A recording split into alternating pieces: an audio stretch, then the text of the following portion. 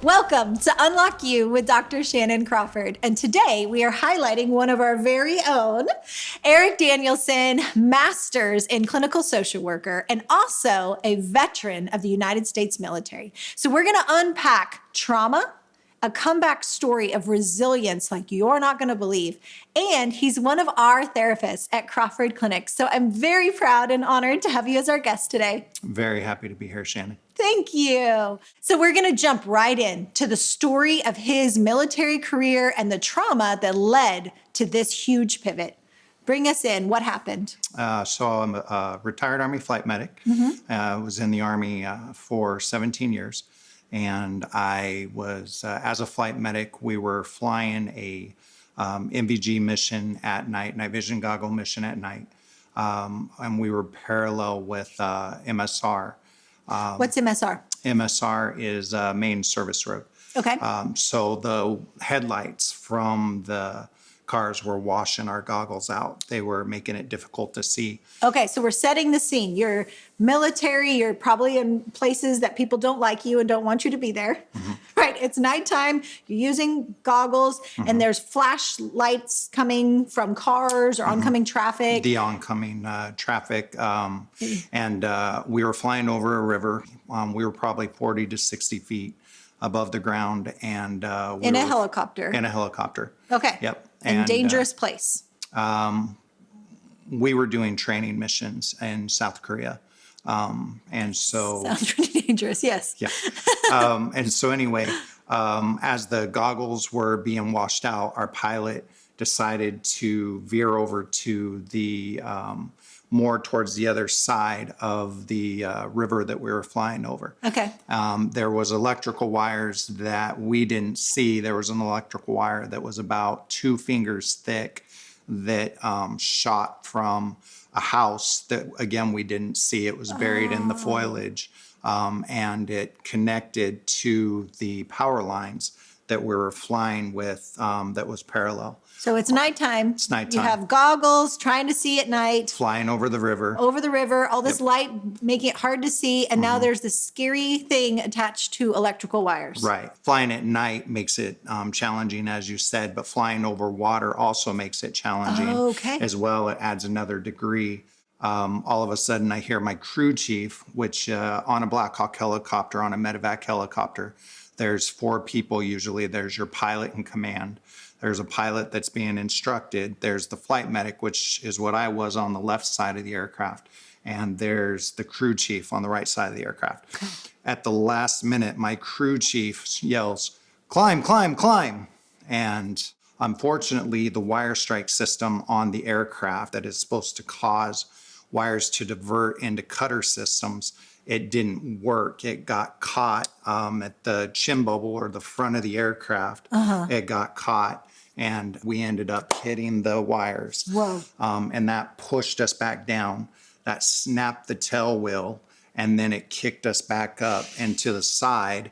I didn't know what was going on at that point in time. Yeah, I was going to ask, what's going on inside of you? It's like an instant, right? Yeah, inside of me, I'm like, what is going on? And all of a sudden, my answer is, as we get kicked to the left after all of this shaking, felt like a frog in a blender. Yeah. After all of this shaking, we turn sideways, and then we go nose down into the river. Oh my gosh. Yeah. And so what's going on inside? Because, I mean, trauma is so quick that you might fight, flight, freeze. Yeah, like what happened? Fight, flight, freeze. I think pretty much all of them happened 3 to 4 weeks before I had been selected, as my crew chief was, to become underwater crash survival instructors for helicopter emergency egress. And then 1 week before, we brought my crew, my pilots, through the training. Fortunately, that's not what kicked into my brain during this time. What kicked into my brain was I wanted to see this girl again, who is now my wife of 20 years, coming up on 20 years. And I wanted to see my youngest son at that time. That that combined with the fact that all of a sudden the darkness was just rushing up at me, and then I'm suddenly submerged in water. Oh my gosh.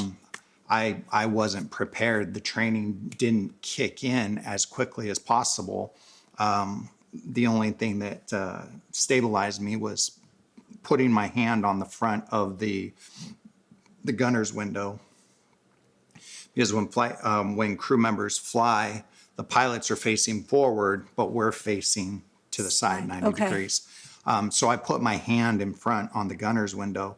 And then the next thing I know, as I said, I'm starting to swallow water. Oh my gosh. So the aircraft ends up hitting the water. It skirts up onto a sandbar. There's something that's referred to as your inertia reel on your seatbelt. Okay. And it's supposed to lock in case of an emergency. I hit that, but it either broke or I didn't get it as tight as I needed to. And the next thing I know, I'm being dragged outside of the aircraft kind of like this over that sandbar.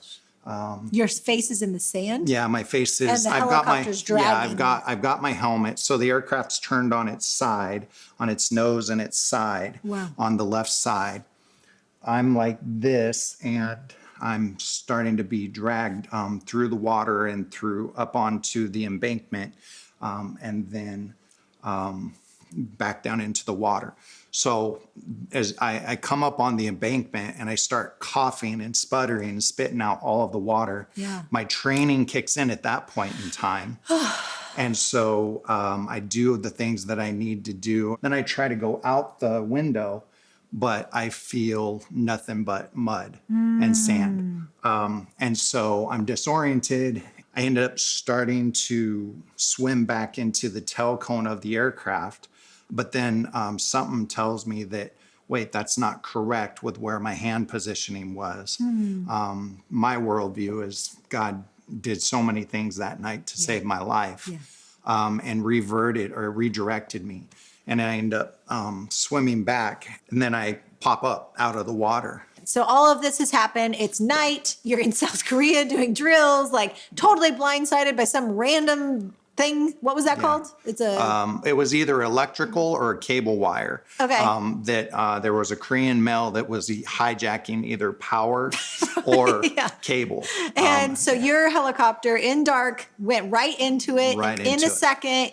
You're fishtailing. You're now going in water. You're on this embankment. What's going through your mind? I know you want to see the pretty girl. See your son. What's going through my mind is, wow, I can't believe this happened. Like this, dumbfounded. And I can't believe that that I'm walking away from this. I mean, there were so many things that happened that night, like radios. As I'm coming up out of the helicopter, the radios on the aircraft are only line of sight radios.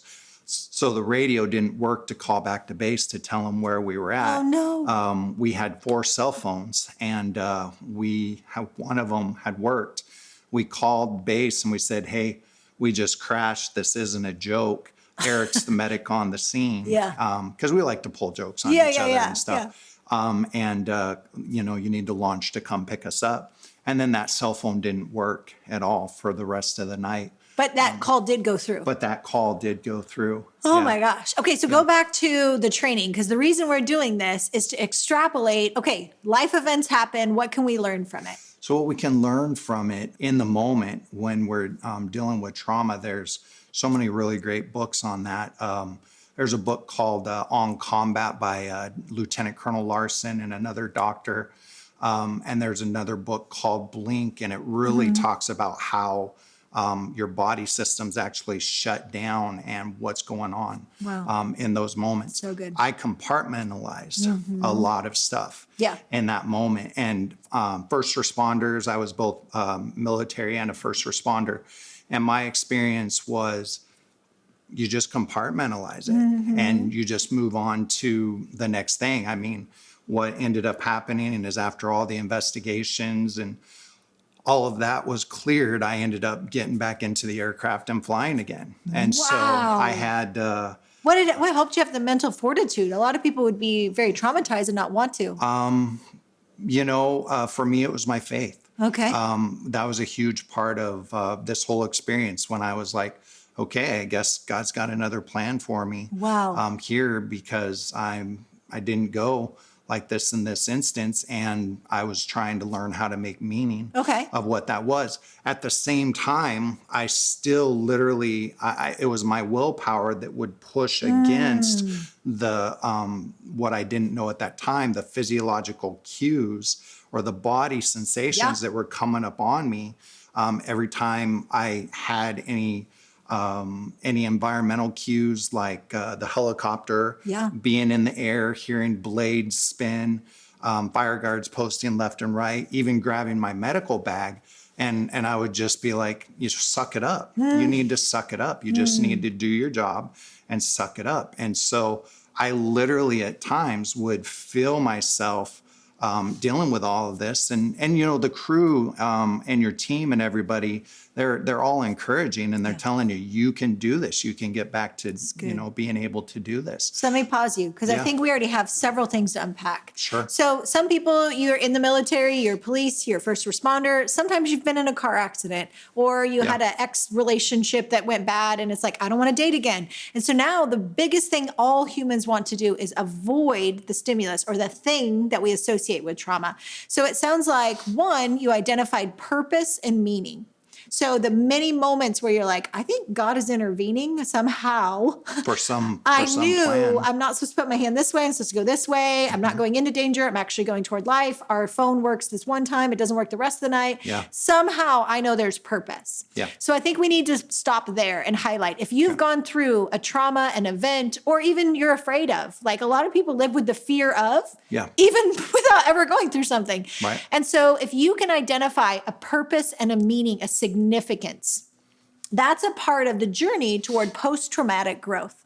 So we're grabbing an event. It sucks. It's terrible. I'm so sorry. That car accident or that event or that trauma or a burning building might have happened.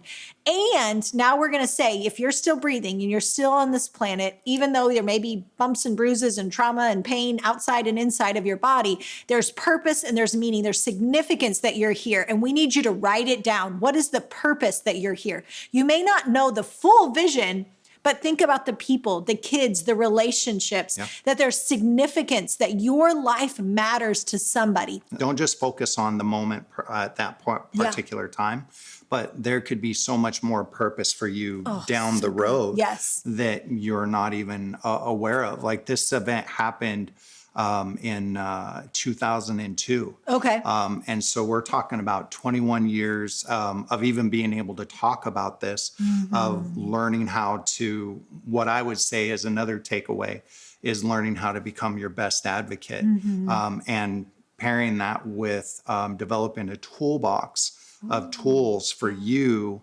that are tailored to your specific challenges. That's so good. And there's so many things that I had to learn, starting with the idea that it's okay to admit that there's something causal that caused things outside of my control in that moment. Because I'm somebody who, I had service to Iraq, and I flew almost 500 combat hours. Whoa. And that was after, this event.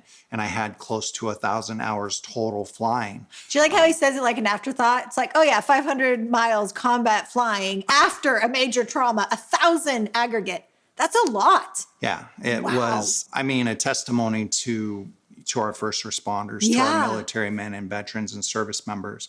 We're taught to really harness resiliency, and that can become a really powerful strength for somebody post-trauma, moving towards the post-traumatic growth that we're talking about. So good. At that same point in time. But coming back to what I was saying a second ago, Taylor, really don't take no as an answer. Once you decide that you need to work on something for yourself, to find out what is going on, then pick tools that actually work for you. Be willing to try new things that might be uncomfortable.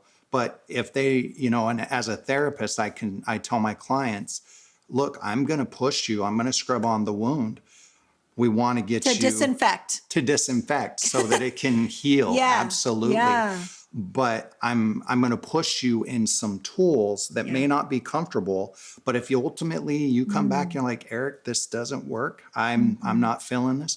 We'll reinvent the playbook. Yeah. And that's what I mean by being your own best advocate. Is there may be some things that people try. There may be some things that people try to say, this is what you need or something like that. But if you feel like that's different, then it's okay to say, no, I'd like to have a voice in what's going on in my treatment. I love that. So I love that you also had pre-trauma training before you went into trauma. Yeah. How fortuitous that happened prior and helped you live through that trauma. Yeah. So I think, having self-awareness and being aware of your surroundings, self-defense, there's things that we can prepare in advance and say, hey, life's going to happen, right, wrong, or indifferent. I don't want to live in fear, but I also don't want to be naive and Pollyanna. I want to do due diligence to prepare for life, whatever is going to happen. Right, absolutely. And I love that you had a camaraderie, right? So you had a community of people saying you can do this. Yeah. And so what helped you, especially as a military man who, identity is wrapped up in being strong and tough and self-sufficient, what enabled you to receive strength from other people? Because some of us listening might struggle to let other people be there for you. Well, it's actually, I need to clarify a little bit. So I ended up actually being medically retired from the military as a result of my injuries later on. And so the military, there's camaraderie and strength and all of that at first, but there's also something that service members can experience when a person is injured and they're going to be replaced with somebody else. Then there's also the feelings that the person has to overcome of rejection and being replaced and all of those kind of things. Yeah. Because the military functions really, really well. But if there's something that's broken, and I'm not trying to be crass, but if there's something that is broken, we need to be able to get that thing replaced with the new part. And that was really, really hard. So I went from this place of having the camaraderie and the strength, and flight medic units or medevac units are pretty tight. And I had a really tight unit. So that helped to answer your question. But then after that, when I'm embracing this new chapter of finding out I was training to go to PA school, and I was supposed to become a physician assistant. Okay. And then instead, I end up getting orders where I was going to be medically retired. Whoa. And so it's like insult to injury. Like I've had this trauma. Initially, people rally around me, and I think we experience that for a lot of things. Sure. And then it's like the people go away, and you still have to live your life, and then there's disappointments. What helped you stay mentally tough and resilient through that? My wife, and my faith, the fact of, I was a dad, and I was still, I understood some anatomy and physiology, so I could understand some of the things that were going on. And it would, there would be times where I'd be like, Eric, come on, suck it up. And I wasn't that nice to myself, because I was like, I just need to keep moving forward. This is the new chapter. Whatever that looks like, I just need to move into that thing. But there was a period of time there where I went right on. So when I was told I was going to be, terminated or let go from the military, I just walked across the airfield and got a job at the hospital that I was working at I couldn't fly anymore, but I became basically an instructor for hospital education and training. Smart. Okay, so be willing to reinvent yourself. Yeah. He had a plan of staying in the military, continuing to fly, that pivot. Now we're doing PA school. That's not working. Yeah, that's not going to work. So I'm going to walk across the street and I'm going to use my skill set of what I do have. Yeah. So if you're somebody who is used to looking, and I had to recently do that, like I'm used to income and life and identity coming in this area, and now stepping back, okay, what other skills do I have? What other talents? What other other things can I do? And willing to start at the bottom and move forward in a new horizon that it didn't feel like it was your plan. Yeah, no, it definitely wasn't my plan. But I think part of the fact that I was a dad and I was a husband and I had to do something to provide, and I was still trying to understand what was going on. This seemed like a good avenue. Okay, so how do we get to now being a counselor? Yeah, so at Crawford Clinics. At Crawford Clinics, yes, at Crawford Clinics. I was medically released, so I was diagnosed with something called traumatic-induced Meniere's disease. Okay. A traumatic brain injury, and then also a balance disorder at the same time. So I had some really significant balance challenges during that time frame, and I was doing the job at the hospital, but it got to a point of where they essentially said, these balance challenges look like they could affect you. So we're very sorry, but we have to let you go. So I had some really significant low points at that time. No kidding. I was 34 years old, and I had to, I talked with my mother and father-in-law, and they just said, you kids need to come home while Eric heals. And I had to make the decision with a brand new child on the way to move in with my mother and father-in-law. Let people be there for you. Yeah. And that was hard. I mean, as a 34-year-old man, that was hard.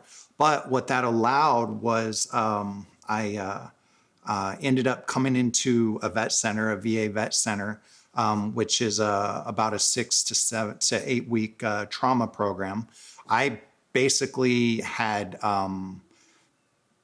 just dismissed, for a nice way to say, the behavioral health aspect of things. I was like, as most first responder military people, police tend to. That's very true. That's actually a pretty solid point, that there can be things that are happening to us at the moment, and the way that you go to the next mission that you have to compartmentalize. And there can be this belief that if I allow myself to start feeling this emotion, that it won't stop. Or there can also be this belief that emotions don't matter and that they don't have any meaning. But the challenge with that is those emotions and those thoughts, even if they're subconscious or suppressed, that's chemical energy, and it still gets stored in your body in different places. How can that show up? When people are listening right now and they're like, whoa, interesting story, that's not me. But then you're like, well, actually, it might show up in these ways. Sure, it could show up. You might step out into the heat of the day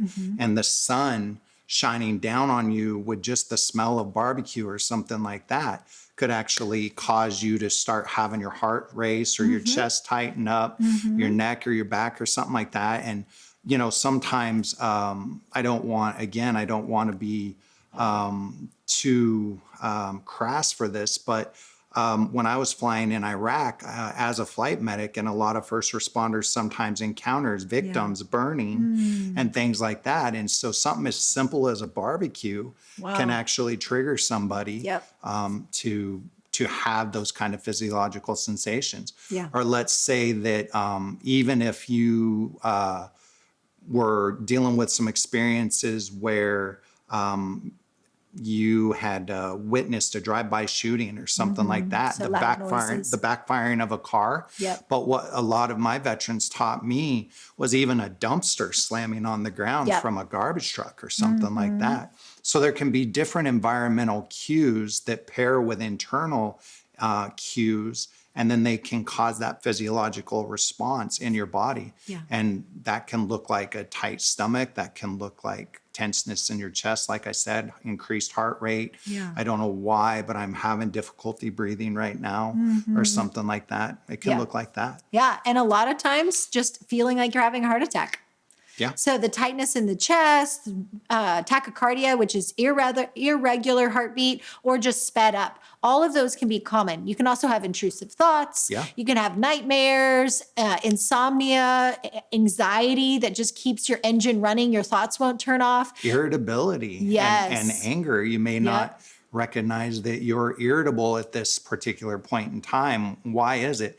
We understand from the neuroscience that 18 to 23 hours, that the chemical cocktail the stress response can happen 18 to 23 hours after. And so you may not understand that there might have been something that happened to you 18 hours before, but you're not dealing with the response until now. Yeah, exactly. And how many times the shock denial. So like you said, you're kind of tough with yourself, which in that season, that's probably exactly what you needed, because you needed exposure. Yeah. It's really key when you've had something traumatic and scary, like even like maybe a bad dating relationship, it could be anything. Get back out there. Don't allow fear to now make it a bigger mental hurdle than it needs to be. So it's called the hierarchy, where you're exposing yourself little bits at a time to the things that are most stressful and scary. So at first, the mental toughness, the fortitude, the grit to say, come on, Eric, keep going, keep going. Keep pushing through. And you may not always know that you're having a trigger response. So that's the important thing he was saying about the neuroscience, is that cocktail of neurochemicals and that stress response happens later. Often your body will actually wait for the crisis to be over. So let's say you're a medic and you go home at night and you've been on all day, and then all of a sudden at night, you're just kind of irritable. Everybody's bothering you. That may actually be the delay of something that happened that day that could have triggered something current or from the past, and the shock denial of your body insulating you to keep functioning. And now it's coming up with your toddler. And now it's coming up in traffic. Now it's coming up in your day job with your boss or whatever, or your spouse. That's where the tricky thing with trauma is there's no label that says this is a trauma response. I am triggered. There's this odd delay of functionality, right? So we can compartmentalize. And now we come out of it and don't realize this is a trauma response that's causing me to be angry and irritable and annoyed or anxious or just numb. If you just shut down and people are trying to talk to you and it's like, wah, wah, wah, wah, wah, that's a common sign of trauma. Your inner world is defending and protecting from being so overwhelmed that it's shutting everything off. Also, hours on social media and porn, those are common ways to just kind of check out and not deal. If that's something you're dealing with, you may have trauma in your background that you functioned through. Come on, Eric, get through it. You're fine. Yeah, and I was going to add drinking. I had to stop drinking. Anger itself can be an outlet that people use, but there can also be other process addictions, or there can also be other ways that people do this through. Exercise can be a common one. Work can be a common one. So there's nothing wrong with a good work ethic or with exercise. But if we find that we're using that to avoid, then that can end up actually being in detriment to our needs. Exactly. Okay, so just for time's sake, we'll have to wrap up, but I want to hear, what do you recommend that somebody use as their toolbox for recovery? The first, for me, I'm trained in cognitive processing therapy, and I really am a strong proponent of it because it's something that helped me come to a place of being able to talk about my own story. You've talked about this in your podcast, Dr. Crawford, where someone has to be able to have a cognitive recognition to understand new knowledge and that kind of thing. But then it's got to be paired with an experiential understanding to have it. I didn't know about the experiential understanding. My life sort of became the experiential understanding. It became this virtual lab, so to speak, in learning how to work with people and how to overcome these challenges for myself. But I would say that someone's got to get to the point of where they're okay with their story, start talking about their story, and learn to attach meaning to that story. And then look for periods of hope, even if just the hope is, you know what, today I actually took 3 more steps than I was able to take yesterday. Or today I woke up, I didn't want to respond irritable to my spouse or something like that, and I was successful half the day. Look for those little wins that you can grab a hold of. Momentum. But I would be remiss to say, for me, I became a believer when I encountered a therapist who showed me that the anatomy and physiology background that I had actually made sense in the behavioral health arena. Come on. So one of the ways that I look at therapy different from some of my other colleagues is I don't just look at it from a behavioral health model, a psychosocial, spiritual model, but I also look at the disease model, the anatomy and physiology that's suggestive of what might be going on behind the scenes. And that's what I mean when we're talking about a tailored approach is that was for me the way that I was able to make meaning of this by using strengths that I already had. But I truly believe that we're given the strengths inside of us that will help us overcome the challenges that we face. And we just have to be able to unlock those and find those. So good. So if there's somebody listening and they're struggling with trauma and they should go to therapy and just knock it out, resolve it, get over the trauma so you can enjoy life again, what is the 1 to 2 thing you think is the hardest hurdle to actually go to session? I think that the hardest hurdle for somebody is actually asking for help, to admit that I have a challenge. And there's something called the stages of change. And pre-contemplation is this idea of, well, maybe I need some help. And then contemplation is this idea of, I need some help. Maybe I'll look into it. And then actually stepping into the action stage of change is where we say, I need some help. I'm going to do something about it. I'm going to show up for that appointment. So I really think that there's, and in that, give it an opportunity with your therapist, maybe 4 to 6 weeks, to see if you guys have some sort of rapport and connection. But if you're not connecting, you have the right to say, I'd like to work with somebody else. Yeah. That's completely okay. So that's what I would say off the top of my mind. Yeah. And sometimes we need people to push us. Yeah. So if you're somebody who lives with somebody who is probably in trauma, you may need to have boundaries. You may need to say the truth in love. Like, hey, your anger is not okay. You're not allowed to talk to me like that. Hey, shaking the baby like that, just because you're frustrated, annoyed, you don't get to do that. Hitting me in the middle of the night because you're having a night terror and you're not going and dealing with your night terrors or your substance abuse or how much you're checked out and using all these devices instead of actually being present with us. It's okay to have a boundary because sometimes people need, from contemplation to pre-contemplation to actual action, they need someone to say what you're doing is not working. And there's a term called habituate, and it just means the neurochemicals no longer recognize this as a problem. Unless our environment tells us this isn't working, many of us who are a little more independent and strong-willed will not ask for help. Right.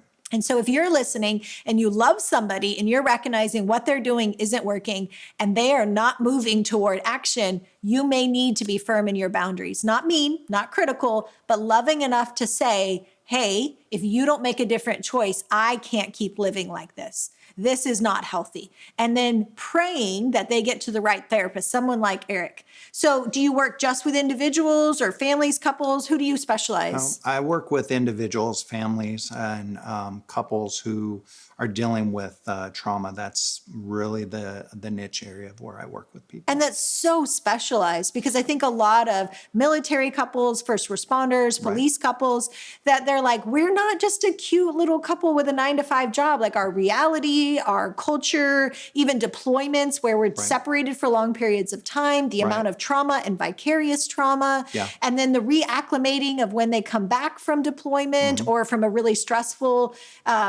long period of being in the police or, firefighter. And so TDYs coming back, or something like that. Yeah, you know the terms. Temporary duty. Yes. So when they feel like, oh my gosh, you get me.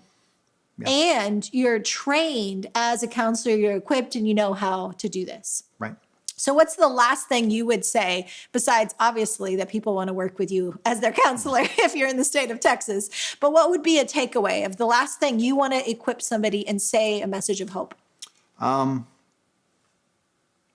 Again, I would go back to being your own best advocate and learning what potential resources that are out there. For instance, just learning how to regulate your breathing in a different way, in controlled breathing, can be a huge takeaway for people, even in a boardroom, while you're, it was how I got back up and flying. I didn't realize it, but I was actually starting to learn controlled breathing when, I get into the aircraft and the blades are spinning and we're about to take off. And I just have this flood of things coming on me. And it's what I've heard my clients say that have been in officer-involved shootings and things like that. Like just being able to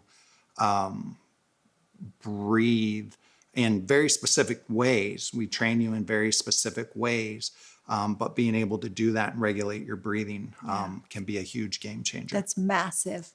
So I hope that you breathe well. I hope that you reimagine your next chapter.